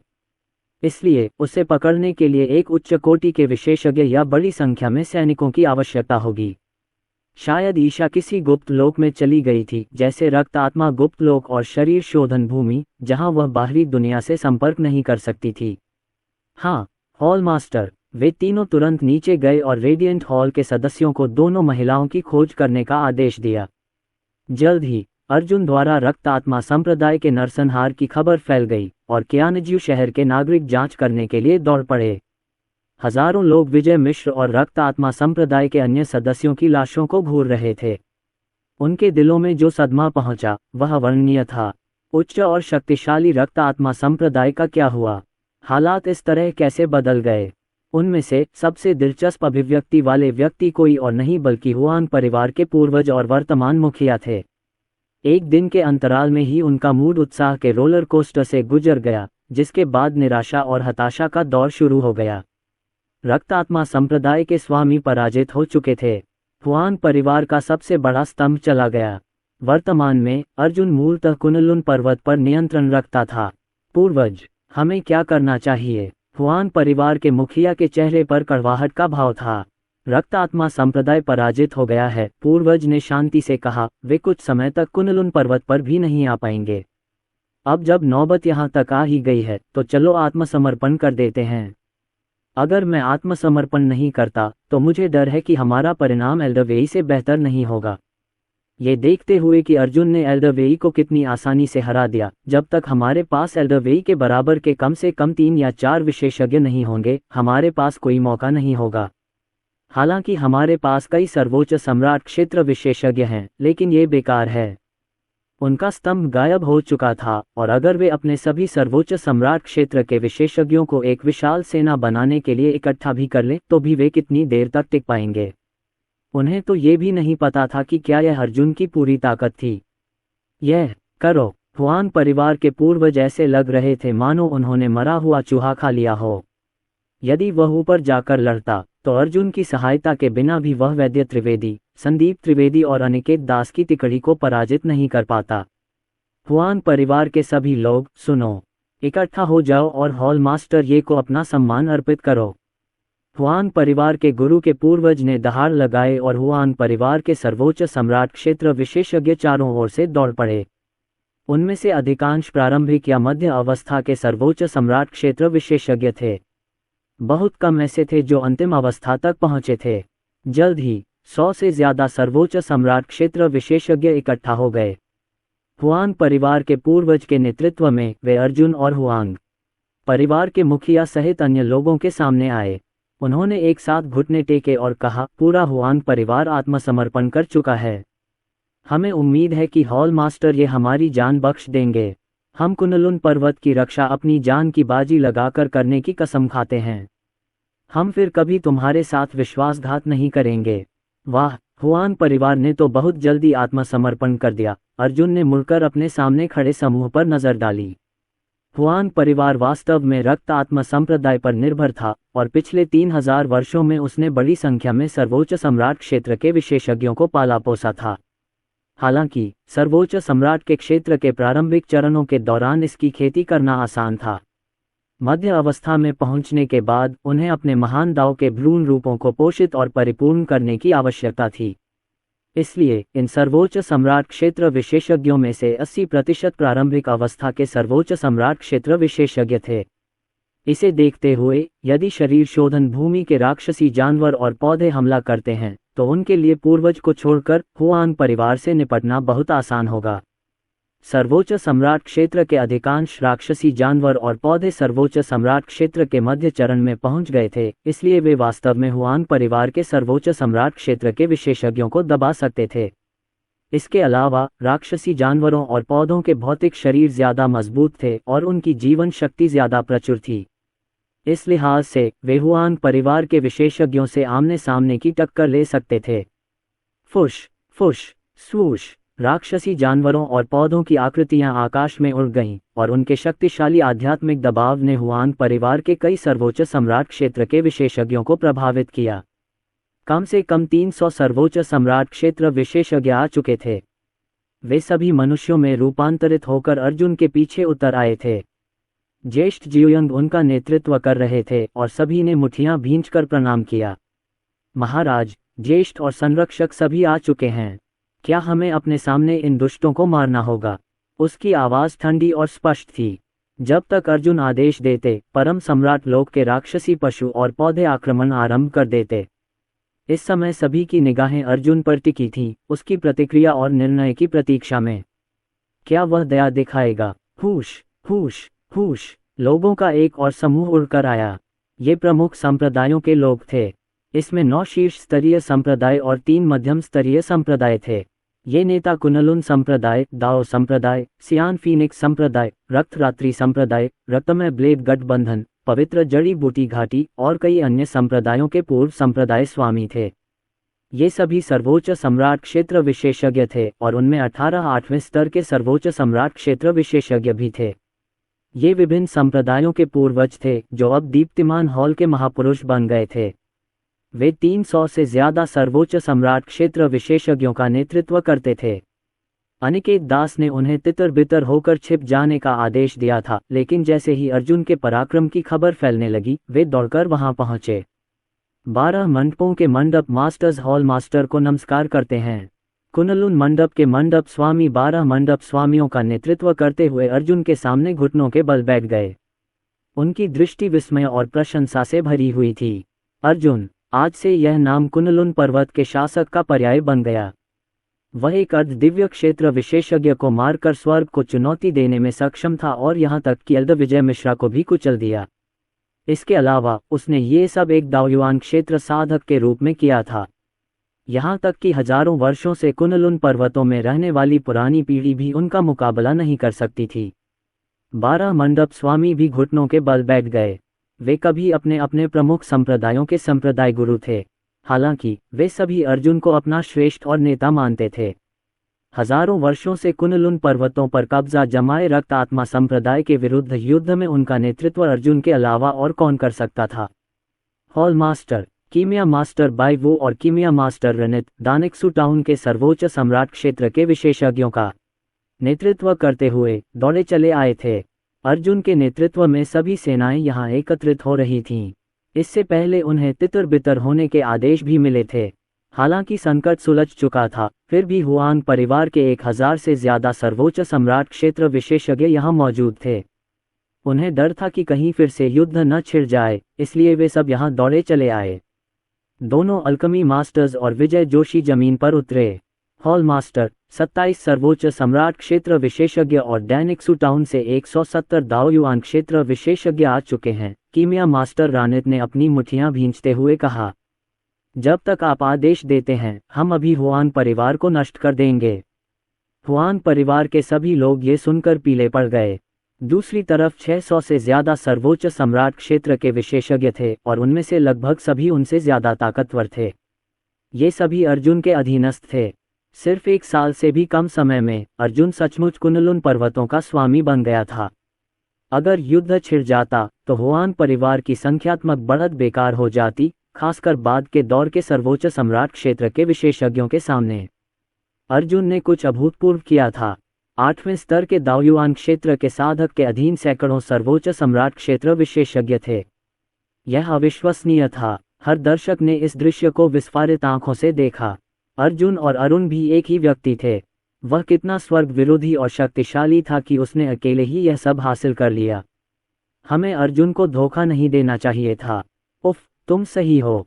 हमें ऐसा नहीं करना चाहिए था। बहुत शक्तिशाली। रेडिएंट हॉल बहुत शक्तिशाली है।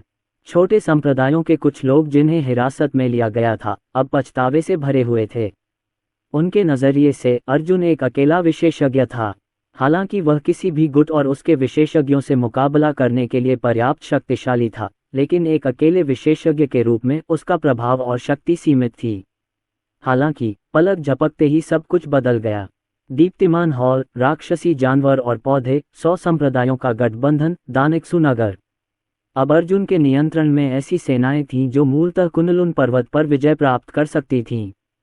हॉल मास्टर, ये मेरा हुआन परिवार सचमुच वफादार होगा। अब से हम फिर कभी आपका अनादर या विश्वासघात करने की हिम्मत नहीं करेंगे। हुआन परिवार के पूर्वज आज्ञाकारी भाव से जमीन पर घुटनों के बल बैठ गए। उनके माथे पर सेम के दाने जितने पसीने की बूंदें उभर आईं और उन्होंने कहा, हम दोनों एक ही नाव में सवार हैं। इसके अलावा हम रक्त आत्मा संप्रदाय को आपसे बेहतर जानते हैं। अगर आप हमें अपने साथ ले लें तो हम आपकी सेवा कर सकते हैं। चूंकि आप भविष्य में रक्त आत्मा संप्रदाय के विरुद्ध युद्ध करने जा रहे हैं, इसलिए हम आपके मोहरे बनने को तैयार हैं। प्यादे, यह असंभव था कि वे इतनी दूर तक जा पाते, लेकिन इस समय सबसे महत्वपूर्ण बात तो जीवित बचे रहना था। इस समय वहां पहले से ही दर्जनों विशेषज्ञ मौजूद थे जो उससे भी ज्यादा ताकतवर थे और जिन्होंने उसे घेर लिया था। अगर उसने विरोध किया होता तो शायद अपनी अमर कलाकृति का इस्तेमाल करने से पहले ही उसकी मौके पर ही मौत हो जाती। सब लोग उठो, मैं आपके इरादे समझता हूँ। बात बस इतनी है कि विशेषज्ञों के अनुसार कुनलुन पर्वत इन वर्षों में बहुत बंजर रहे हैं। अगर हम इन लोगों को मार देंगे तो कुनलुन पर्वत का नुकसान होगा। भविष्य में हम उन्हें रक्त आत्मा संप्रदाय से लड़वाएंगे। अगर वे बच गए तो वे अपने पापों को धो सकते हैं। अगर वे नहीं बच पाए तो उनकी मृत्यु उनके पापों का प्रायश्चित करेगी। अर्जुन ने मुड़कर हुआन परिवार के सदस्यों की ओर देखा। उसके चेहरे पर ठंडक थी। तुम जीवित रह सकते हो, लेकिन आत्मा की मुहरें स्वीकार करो और रक्त आत्मा संप्रदाय द्वारा तुम्हें दी गई अमर कलाकृतियां सौंप दो। मैं तैयार हूँ। हम तैयार हैं। हुआन परिवार के सभी लोगों ने अपनी सहमति व्यक्त की। कुछ ही क्षणों बाद हुआन परिवार के पूर्वज और मुखिया सहित हुआन परिवार के कई सर्वोच्च सम्राट क्षेत्र विशेषज्ञों ने अपनी अमर कलाकृतियां बाहर फेंक दीं। क्षण भर में ही प्रथम और द्वितीय श्रेणी की अमर कलाकृतियां उड़कर अर्जुन के चरणों में आ गिरीं। अर्जुन आश्चर्यचकित था। इतनी सारी अमर कलाकृतियां। लगता है रक्त आत्मा संप्रदाय ने तुम्हें इतने वर्षों में बहुत कुछ दिया है। इन अमर कलाकृतियों का उपयोग अनिकेत दास और अन्य लोगों द्वारा आगे बढ़ने के लिए किया जा सकता था। हॉल मास्टर, ये इनमें से कुछ अमर कलाकृतियां हुआन परिवार के सदस्यों को तब प्राप्त हुई जब वे अन्य विमानों में लड़ रहे थे। उदाहरण के लिए, मल्होत्रा परिवार के ये नांतियन बिग डिपर दिव्य जाति से लड़ने गए और 1 या 2 अमर कलाकृतियां प्राप्त की। इतने सालों में कुछ अमर कलाकृतियां रक्त आत्मा संप्रदाय ने दी थीं, जबकि कुछ हमने जमा की थीं, पूर्वज ने ईमानदारी से जवाब दिया। अब जब हमने वे सब सौंप दिए हैं तो हमें उम्मीद है कि हॉल मास्टर ये हमारी जान बख्श देंगे। अर्जुन ने राजवीर राणा से अमर कलाकृतियों को हटाने के लिए कहा। हुआन परिवार को वश में किया जा सकता है और जीवित छोड़ा जा सकता है, उसने उन पर नजर डालते हुए कहा। हालांकि परिवार के मुखिया, पूर्वज और उनके 2 बड़े बुजुर्गों को जीवित रहने की कोई आवश्यकता नहीं है। एक क्षण में एक ठंडी आभा ने पूरे चौक को घेर लिया। विजय मिश्रा और उनके शिष्य के विलाप के अलावा शेष सर्वोच्च सम्राट क्षेत्र विशेषज्ञों ने हुआन परिवार के पूर्वज, परिवार के मुखिया और 2 अन्य 8वें स्तर के सर्वोच्च सम्राट क्षेत्र के बुजुर्गों को देखा। कुछ ही क्षणों बाद रेडिएंट हॉल के विशेषज्ञों ने एक साथ हमला कर दिया और बाहर निकल आए।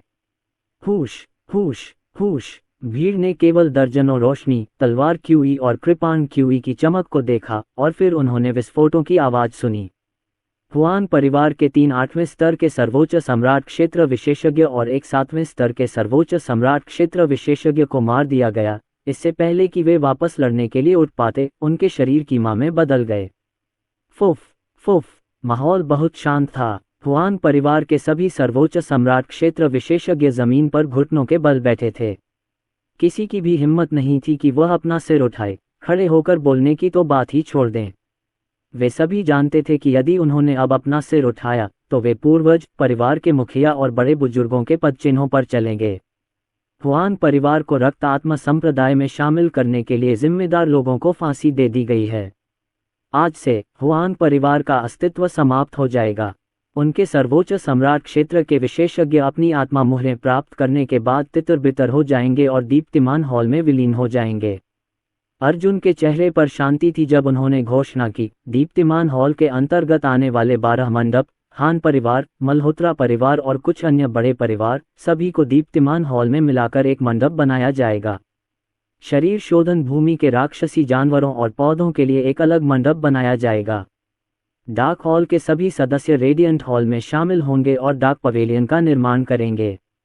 अब से संप्रदायों और परिवारों से सभी पूर्व संबद्धताएं समाप्त कर दी जाएंगी और सभी लोग किसी भी समय रक्त आत्मा संप्रदाय से लड़ने के लिए तैयार रहने हेतु साधना पर ध्यान केंद्रित करेंगे। अपनी बात खत्म करते ही अर्जुन ने हुआन परिवार के सदस्यों की ओर देखा। उसकी आत्मशक्ति का विस्फोट हुआ और वह कियानकुन तलवार मोहरों में संघनित हो गई, जिससे हुआन परिवार के सभी सर्वोच्च सम्राट क्षेत्र के विशेषज्ञ, जो सर्वोच्च सम्राट क्षेत्र के प्रारंभिक स्तर से ऊपर थे, सीलबंद हो गए। प्रारंभिक स्तर के लोगों की कोई जरूरत नहीं थी। अपने स्तर पर वे ज्यादा परेशानी पैदा नहीं कर पाएंगे। हुआन परिवार के आप सभी लोग दोषी हैं, उन्होंने कहा। अब जब मैंने आपकी आत्माओं को सील कर दिया है, तो जो कोई भी विश्वासघात करने का थोड़ा सा भी इरादा रखेगा, उसे मौके पर ही मार दिया जाएगा। Bang bang. तुरंत ही हुआन परिवार के 10 से अधिक सर्वोच्च सम्राट क्षेत्र विशेषज्ञ भड़क उठे। आसपास के लोग स्तब्ध रह गए। अर्जुन ने शांति से कहा, जो कोई भी कुनलुन पर्वत के साथ विश्वासघात करेगा, चाहे वह सोचे भी क्यों न हो, उसका अंत ऐसा ही होगा। जैसे ही ये शब्द कहे गए, हुआन परिवार के अन्य सर्वोच्च सम्राट क्षेत्र विशेषज्ञ चुप हो गए। अब तटस्थ रहना असंभव था और उनके पास अर्जुन का आज्ञाकारी रूप से अनुसरण करने के अलावा कोई विकल्प नहीं था। उन प्रारंभिक चरण के सर्वोच्च सम्राट क्षेत्र विशेषज्ञों को राक्षसी मंडप में विलय कर दिया जाएगा। शिम्बा इस मंडप का प्रभारी होगा। अपने आदमियों को हुआन परिवार के इन विशेषज्ञों पर नजर रखने को कहो। अगर कोई विश्वासघाती पाया जाए तो उसे तुरंत मार दिया जाए। हाँ, हॉल मास्टर। बड़े शिम्बा ने मुट्ठियां भींच लीं और घुटनों के बल बैठ गए। उन्हें राक्षसी मंडप के मंडपाध्यक्ष के पद पर भी पदोन्नत किया गया था। जहां तक चिराग जैन का प्रश्न है, चूंकि वह अर्जुन का कठपुतली था, इसलिए उसे कोई पद नहीं मिला। ये बात लगभग सर्वमान्य थी। राक्षसी जंतुओं और वनस्पतियों के कई वरिष्ठ सदस्यों ने भी यह बात समझ ली थी। अनिकेत दास, जुकिन और परिवारों व संप्रदायों के अन्य नेताओं ने मुट्ठियां भींचकर कहा, हम हॉल मास्टर के आदेशों का पालन करेंगे। अब से कुनलुन पर्वतों में केवल रेडिएंट हॉल ही रहेगा। इससे पहले ही सभी ने मौन सहमति दे दी थी। खैर, वे पिछले कुछ समय से साथ काम कर रहे थे, इसलिए अब वे दूसरे संप्रदायों और परिवारों को बाहरी नहीं मानते थे। वे सब एक ही नाव पर सवार थे, इसलिए वे एक दूसरे का ख्याल रखेंगे। अब वे अकेले नहीं थे।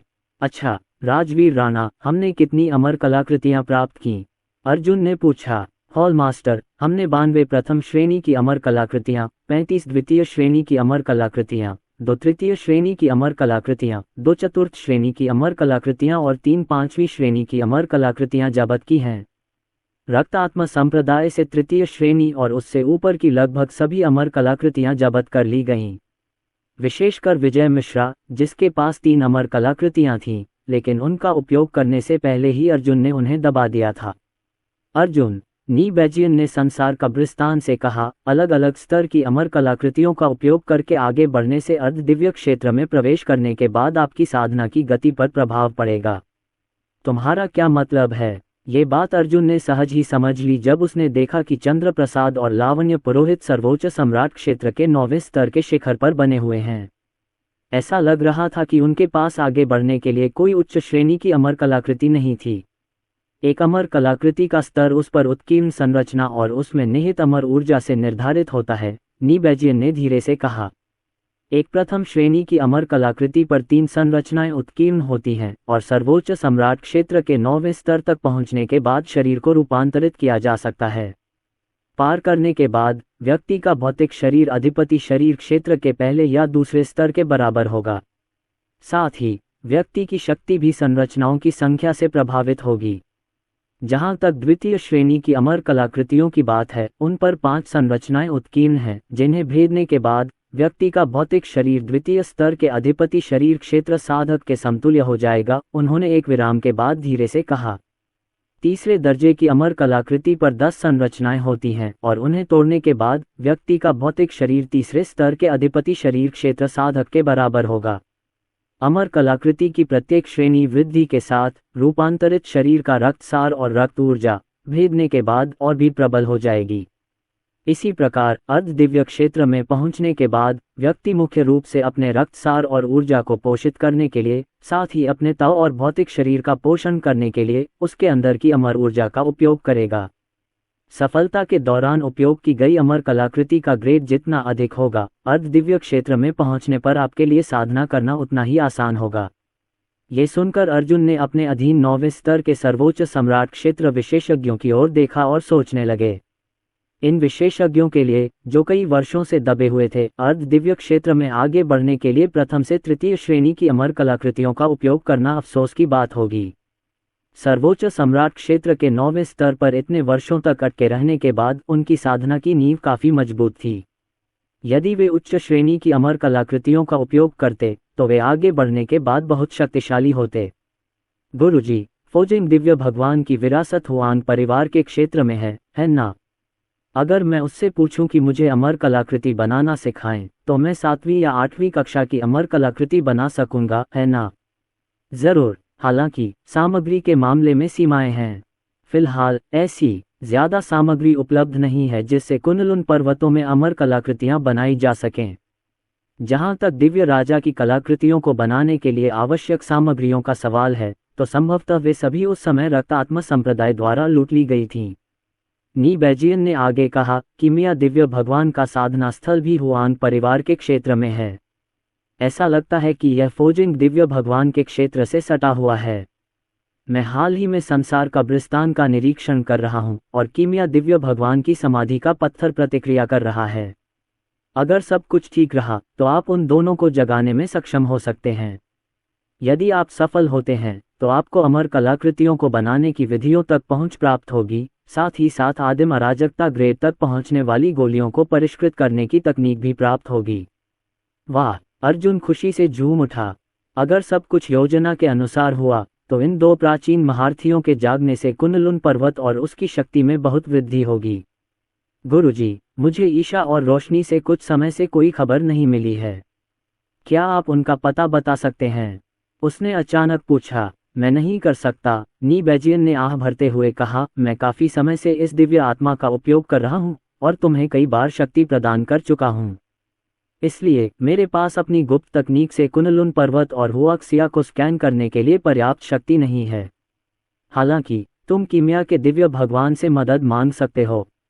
अतीत में उसके पास एक ऐसी तकनीक थी जिससे वह किसी का भी पता लगा सकता था, चाहे कोई व्यक्ति कितनी भी दूर क्यों न हो। अगर वह किसी ऐसी वस्तु का इस्तेमाल करता जिसमें दूसरे पक्ष का आभामंडल और उसका रक्त तत्व समाहित हो, तो वह आसानी से जमीन के एक बड़े हिस्से को स्कैन कर सकता था और अपने लक्ष्य का पता लगा सकता था। नी बैजियन अचानक मुस्कुराया और बोला, सालों पहले कीमिया के देवता ने सैकड़ों साल एक ऐसे आदमी को ढूंढने में लगा दिए थे जो उनका कर्जदार था। उन्होंने इसी तकनीक का इस्तेमाल करके कुनलुन पर्वत की एक घाटी में उस आदमी को ढूंढ निकाला और उसकी पिटाई कर दी। हालांकि इस तरह की तकनीक के लिए रक्तसार का इस्तेमाल ज़रूरी है। चूंकि हम सिर्फ दिव्य आत्माएं हैं, इसलिए हम इसका इस्तेमाल नहीं कर सकते।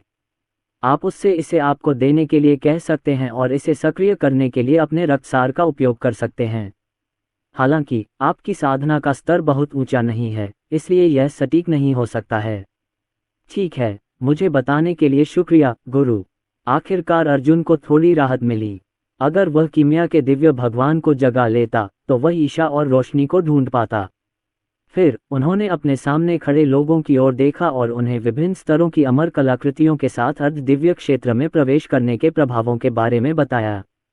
सब लोग, मैं 5वीं कक्षा की एक अमर कलाकृति और एक तलवार लूंगा। मैं तुम लोगों को बाकी अमर कलाकृतियां बांट दूंगा। तुम उनका इस्तेमाल करके आगे बढ़ सकते हो। बेशक मैं उच्च श्रेणी की अमर कलाकृतियां बनाने का तरीका ढूंढ लूंगा, इसलिए जो लोग इंतजार कर सकते हैं उन्हें इंतजार करना चाहिए। साथ ही मुझे सर्वोच्च सम्राट श्रेणी की औषधीय गोलियों या उससे भी उच्च श्रेणी की औषधीय गोलियों को परिष्कृत करने के लिए कीमिया के सूत्र भी मिलेंगे। उस समय मुझे 2 कीमिया गुरुओं की मदद की आवश्यकता होगी। दोनों कीमिया मास्टर्स ने स्वीकृति में सिर हिलाया। हॉल मास्टर, मैं 4थी श्रेणी की अमर कलाकृति का उपयोग करूंगा। कुनलुन संप्रदाय के पूर्वज ने आह भरी और कहा, मैं 2300 वर्षों से इसी स्तर पर अटका हुआ हूं।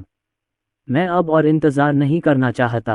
अगर रक्तात्मा संप्रदाय फिर से आए तो मैं मदद करूंगा। अच्छा, अर्जुन ने 4थी कक्षा की एक अमर कलाकृति पूर्वज की ओर फेंकी। हॉल मास्टर, मैं भी आगे बढ़ना चाहती हूँ। एक 3य श्रेणी की अमर कलाकृति ही काफ़ी होगी, हान शुआंग ने धीरे से कहा। वह दाओ संप्रदाय की महाप्रधान थीं और 2000 से ज़्यादा सालों से सर्वोच्च सम्राट के दायरे के 9वें स्तर पर अटकी हुई थीं। एक अन्य प्रमुख संप्रदाय के महापुरुष ने भी कहा, मैं भी आगे बढ़ना चाहता हूँ। एक 3य श्रेणी की अमर कलाकृति ही पर्याप्त है। हम बूढ़े लोग इतना लंबा इंतजार नहीं कर सकते। हम बाद में गढ़ी गई अमर कलाकृतियाँ जूनियर्स को देंगे। हम पहले इनका इस्तेमाल करेंगे।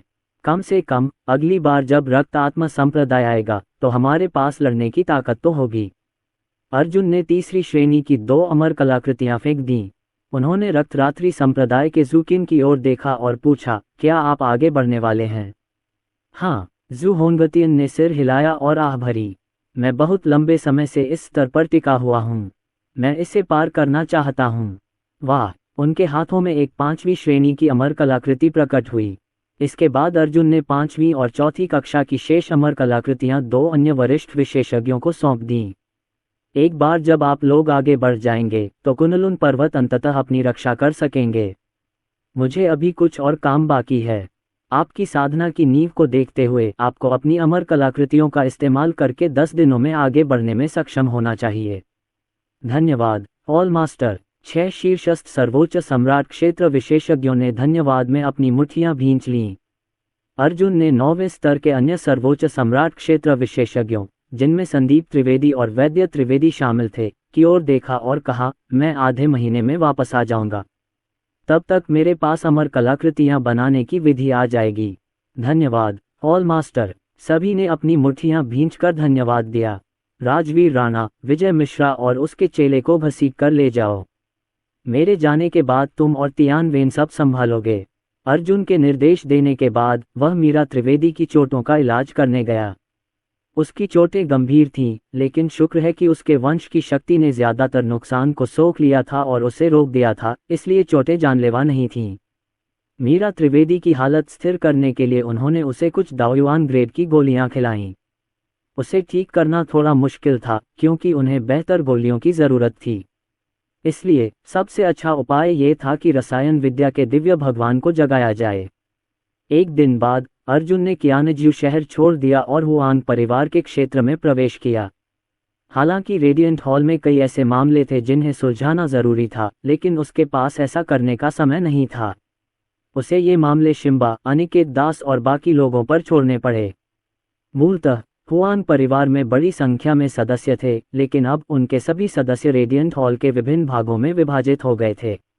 अर्जुन ने नी बैजियन के निर्देशों का पालन किया और एक रहस्यमय स्थान पर पहुंच गया। यहाँ की संरचना बिल्कुल जादुई लग रही थी, बिल्कुल नी बैजियन के पूर्व निवास के आसपास की संरचना जैसी। जमीन से वहां पहुंचना नामुमकिन था। भूमिगत नदी से होकर उसकी अंतर्धारा के साथ चलना पड़ता था। फिर उसे अंतर्धारा में एक रास्ता ढूंढना पड़ता था और उसने ऐसा ही किया। रास्ता बहुत लंबा था। अर्जुन को भी उसके अंत तक पहुंचने में पूरा एक दिन चलना पड़ा। बेटे, ये जगहें बुरी नहीं हैं, है ना? नी बैजियन ने कहा। हमें अपने आवास बनाने के लिए उपयुक्त स्थान ढूंढने में बहुत समय लगा। अर्जुन ये सुनकर थोड़ा हैरान हुआ।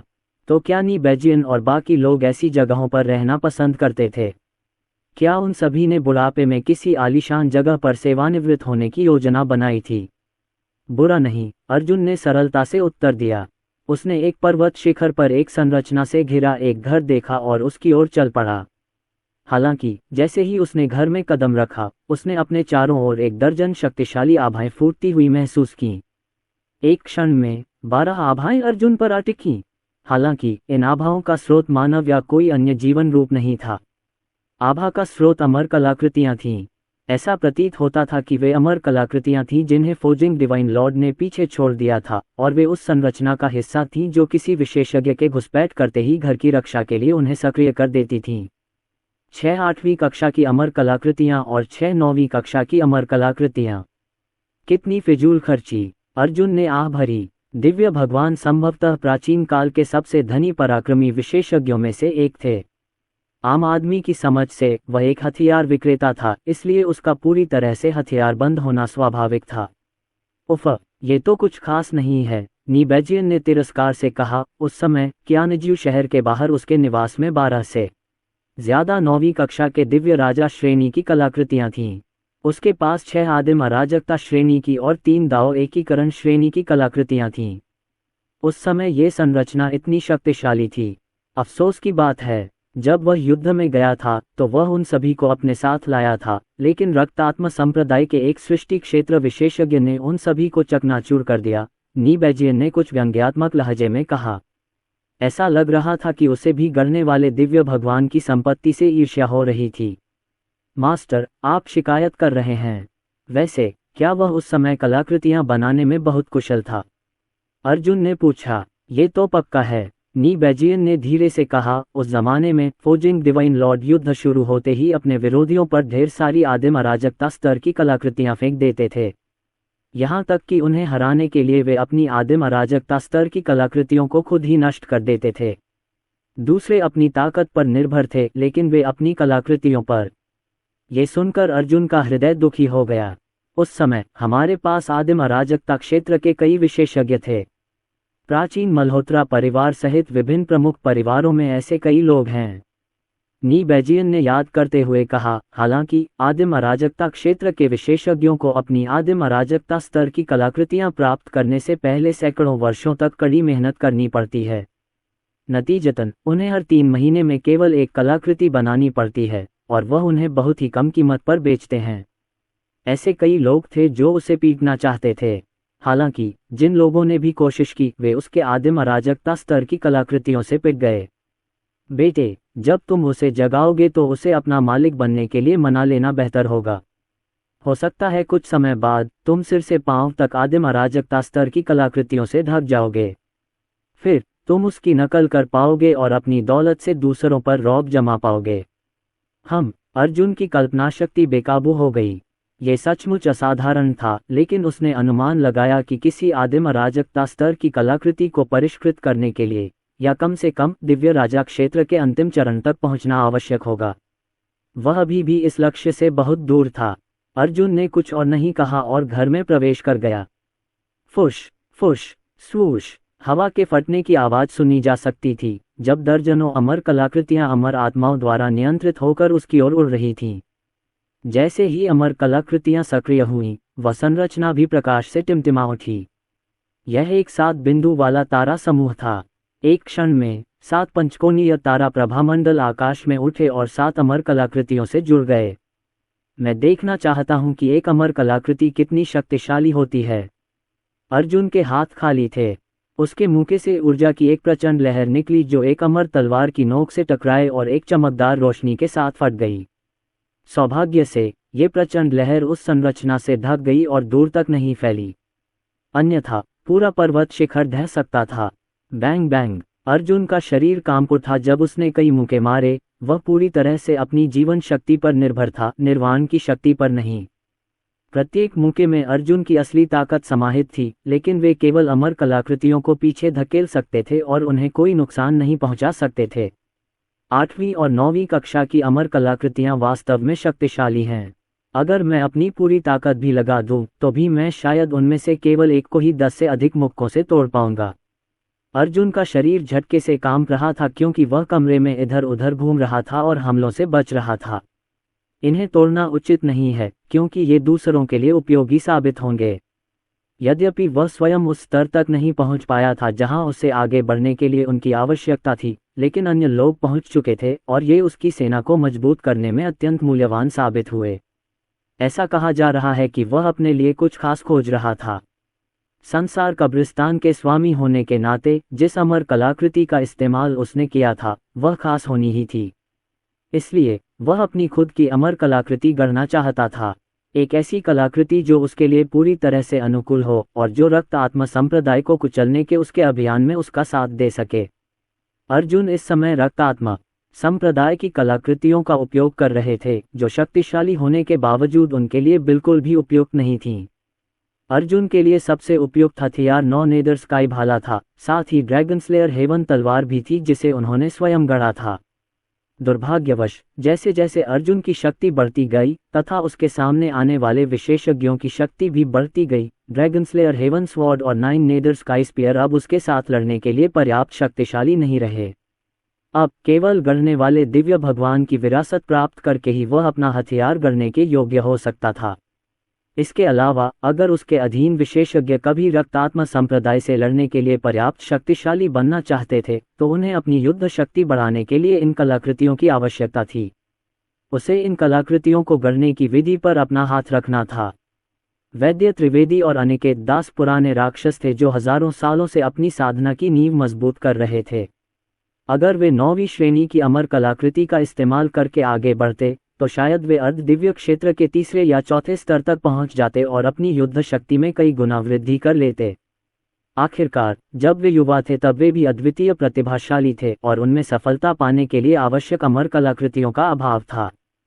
फुफ फुफ 7 नुकीले तारों वाली यह संरचना मुख्यतः एक रक्षात्मक संरचना थी।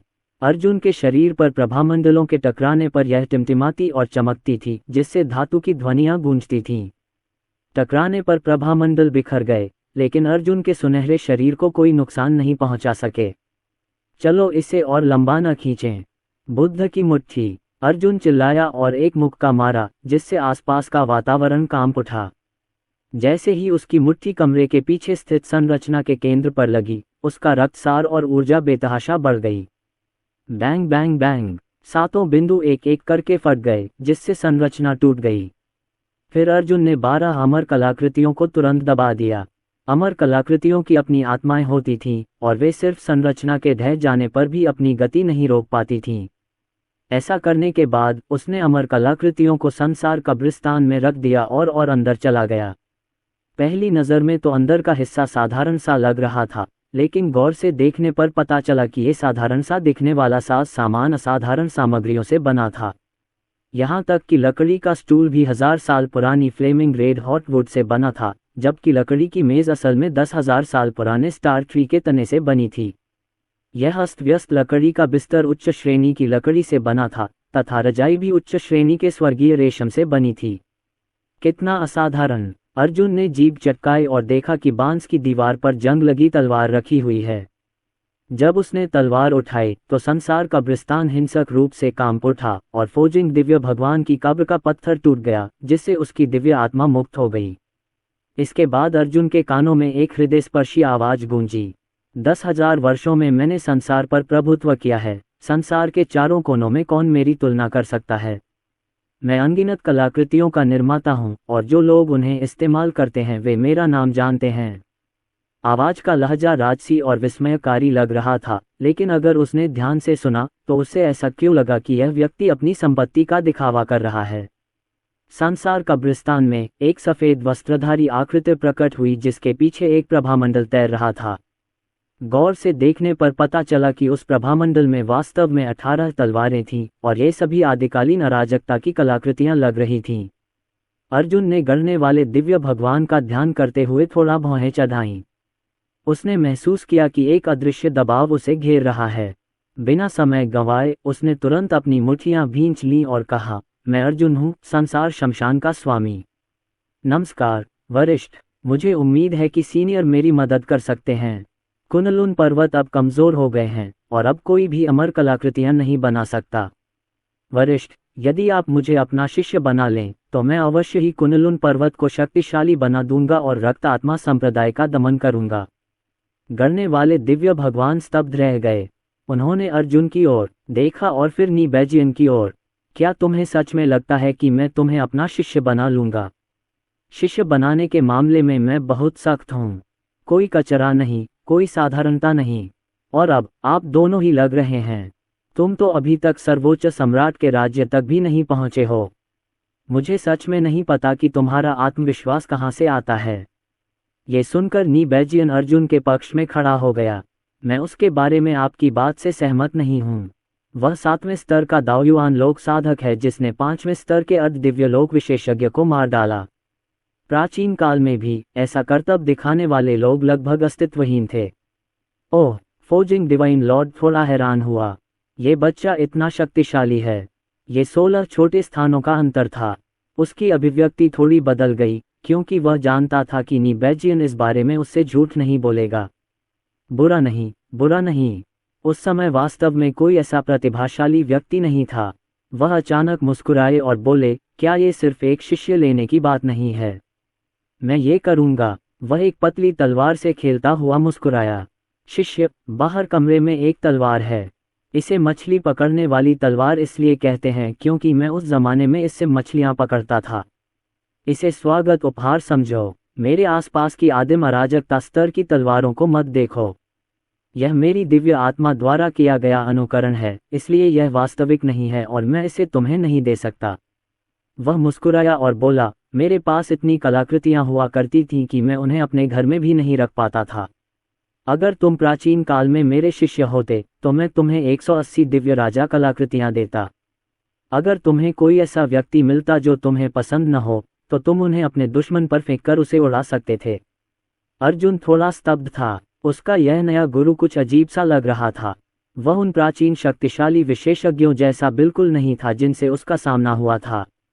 जहां तक मछली पकड़ने वाली तलवार की बात है, वह दिव्य राजा की 3री श्रेणी की कलाकृति थी। ये तथ्य कि इसका इस्तेमाल मछली पकड़ने के लिए किया जाता था सचमुच असाधारण था।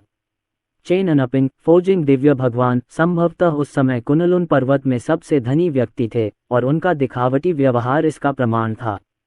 दिव्य राजा श्रेणी की कलाकृतियों को उपकरण के रूप में इस्तेमाल किया गया, जबकि आदिकालीन अराजकता श्रेणी की कलाकृतियों को उसके शत्रुओं पर फेंका गया और बमों की तरह विस्फोट किया गया।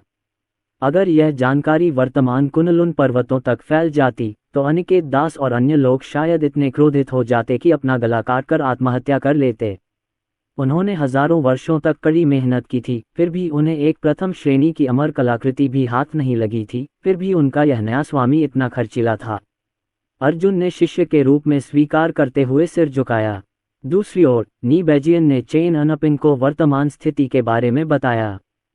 काफी देर बाद चेन अनपिंग ने आक्रोश से कहा, उस समय मैंने आदिम अराजकता श्रेणी की कलाकृतियों को बम के रूप में इस्तेमाल किया था, इसलिए रक्त आत्मा संप्रदाय के उन बदमाशों ने बदला लेने के लिए कुनलुन पर्वत की कलाकृतियों को परिष्कृत करने वाली वंशावली को नष्ट कर दिया होगा। अर्जुन, अब तुम मेरे मुख्य शिष्य हो, इसलिए मैं तुम्हें असंख्य कलाकृतियां गढ़ने की तकनीक सिखाऊंगा। जो मैं तुम्हें सिखाता हूं उसे अच्छी तरह याद रखना और कलाकृतियां बनाओ। अगर तुम्हारा सामना रक्त आत्मा संप्रदाय के किसी सदस्य से हो तो अपने शरीर या साधना से युद्ध मत करना। बस अपनी कलाकृतियां उन पर फेंको और उन्हें उड़ा दो। अर्जुन ने आह भरी। हालांकि इससे पहले कि अर्जुन प्रतिक्रिया कर पाता, चेन अनपिंग ने अपनी आत्मा के माध्यम से उस तक तकनीक पहुंचा दी थी। असंख्य कलाकृतियां। फोर्जिंग तकनीक न केवल नाम अद्भुत था, बल्कि तकनीक उससे भी अधिक अद्भुत थी। तलवारों, कृपाणों, कड़ाहों और अन्य हथियारों के निर्माण के तरीके मौजूद थे। यहाँ तक कि हथियारों के सम्मिलन, विशेष आत्मा प्रकार के हथियारों, विभिन्न क्षमताओं में विशेषज्ञता वाली विशेष कलाकृतियों आदि के निर्माण के तरीके भी मौजूद थे।